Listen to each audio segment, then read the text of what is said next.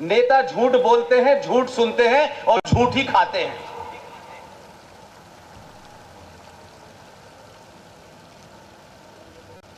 इसलिए सच बोलने की समाज में जब हिम्मत समाप्त हो जाती है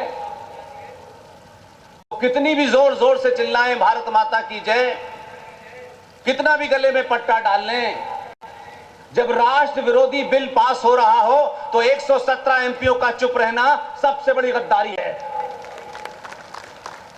वो अपने भी हों तब भी ये भ्रम निकल जाना चाहिए कि वो अपने हैं तो उनका गुनाह माफ किया जाएगा, बल्कि उनका गुनाह ज्यादा जोर से चिल्लाया जाएगा।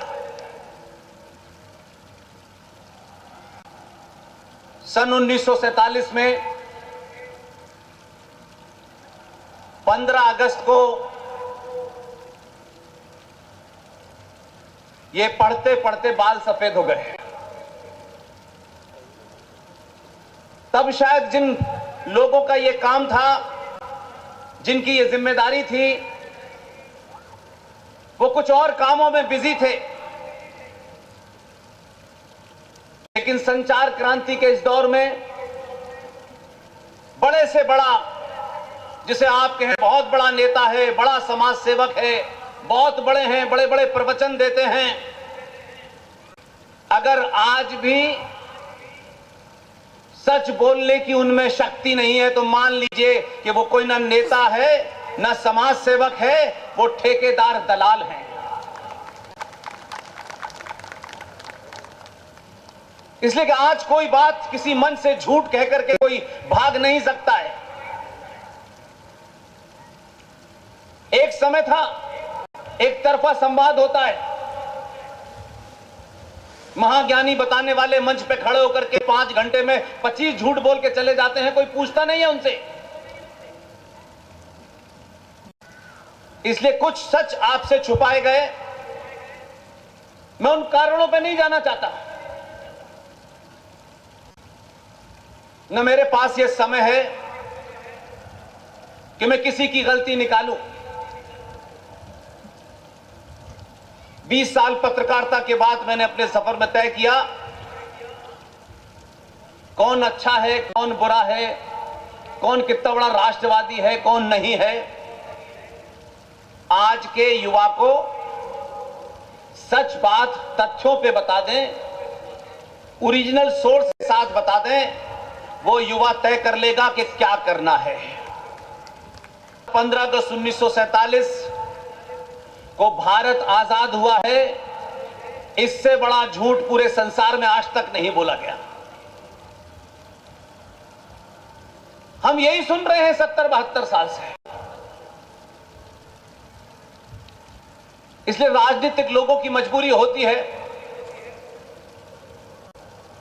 कि जो एक बात चल रही होती है उससे आगे नहीं जाते, उसको तोड़ने की कोशिश नहीं करते। और शायद वो इसलिए नहीं करते कि समाज जो है सच सुनना नहीं चाहता। जिनको ये करना चाहिए था उन्होंने अपने स्वार्थों में नहीं किया, मैं नहीं जानता। लेकिन ये 15 अगस्त 1947 को भारत आजाद हुआ था, ये झूठी नहीं है, ये पूरी एक नस्ल को मिसगाइड कर दिया गया। न भारत की संसद में, न आर्काइव में, न ग्रेट ब्रिटेन की पार्लियामेंट में, न उनकी आर्काइव में कोई ऐसी सोर्स नहीं है जिसमें कोई यह तय करके बता दे कि 15 अगस्त 1947 को भारत आजाद हुआ था। जो हुआ था, जो लिखा हुआ है, उसको कोई नहीं बताता। और ये कोई हजारों साल पुरानी हिस्ट्री नहीं है कि कोई कहे कि साहब 2000 साल पुरानी बात है, किसने लिखी है हमें नहीं पता। इतिहास में 50 और 100 साल एक लम्हे और क्षण के बराबर होता है। तब भी कॉन्फिडेंस देखिए नेताओं का, खूब झूठ बोलते हैं। अब अगर कोई थोड़ा थोड़ा सच बोलने लगा है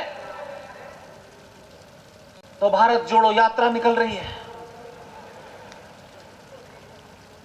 और इसमें भी अपना एक कंट्रडिक्शन है।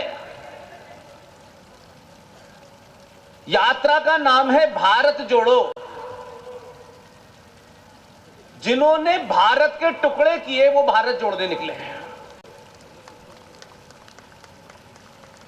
और इस देश में कैसे कैसे लोग हैं, कैसे कैसे जजेस हैं, कैसे कैसे रॉ के पूर्व डायरेक्टर हैं, रिजर्व बैंक के गवर्नर हैं, वो उस भारत जोड़ो यात्रा के अंग बने हुए हैं। 15 अगस्त 1947 को भारत आजाद नहीं हुआ था। 15 अगस्त 1947 को ट्रांसफर ऑफ पावर हुई थी और वो भी अधूरी हुई थी। यह सवाल बहुत साधारण है, कोई बहुत इसके लिए ज्ञान की आवश्यकता नहीं है। ब्रिटिश साम्राज्य का, ब्रिटिश इंडिया का जो आखिरी वॉइस रॉय था, लॉर्ड लुईस माउंटबेटन,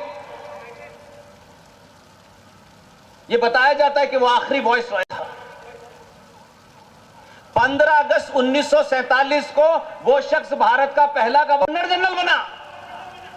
क्या बड़ी आजादी है भाई।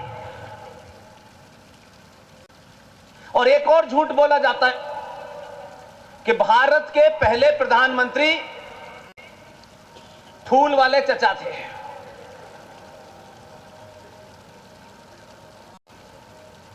अब किसी से यह पूछो कि पहले प्रधानमंत्री ने शपथ कब ली थी, तो शर्माने लगते हैं। कहां शपथ ली, किस डेट में शपथ ली, शपथ किसने दिलाई, किस झंडे के नीचे खड़े होते और किसके प्रति आपने अपनी निष्ठा, यह सवाल पूछ लो तो कहते हैं कि यह भड़का रहा है। लेकिन हम यही सुन रहे हैं, यही पढ़ रहे हैं। तो जब समाज किसी की सुनी सुनाई बातें, किसी के द्वारा प्रचार की हुई बातों का समाज के अंदर प्रचार करता है, समझ लीजिए वो समाज मरने लगा है। लेकिन खुशी है कि इस सफर में यह कभी सोचा नहीं था कि हम जैसे साधारण से लोग जब कोई बात कहेंगे, पता नहीं लोग हमारी बात को सुनेंगे कि नहीं सुनेंगे। तो जीवन में नौकरी और तमाम सारे झंझटों से एक दिन छुटकारा पाया और जीवन में जाने से पहले एक एक्सपेरिमेंट करने की कोशिश की कि सच बात को जो ओरिजिनल सोर्स के साथ है भारतीय सनातनी हिंदू के सामने रखेंगे। अगर ये नहीं सुनेगा तो नहीं बोलेंगे। लेकिन इस 10 साल के 11 साल के सफर में लाखों लोग जब सुनने आते हैं तो हिम्मत बढ़ जाती है कि भारतीय सनातनी समाज सच सुनने के लिए तैयार हो गया है।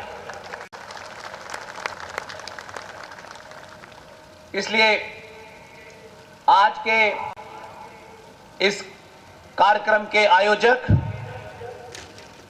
कल्याण कर्नाटका जागरण मंच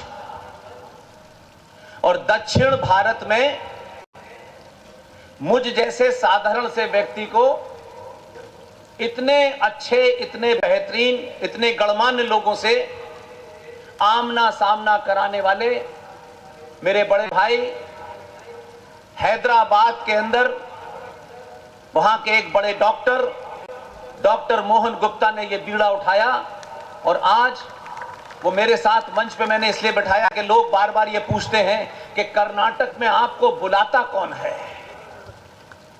तो मैंने कहा कि मैं सार्वजनिक कर दूं कि कर्नाटक में मुझे बुलाने वाला आदमी हैदराबाद में बैठा है।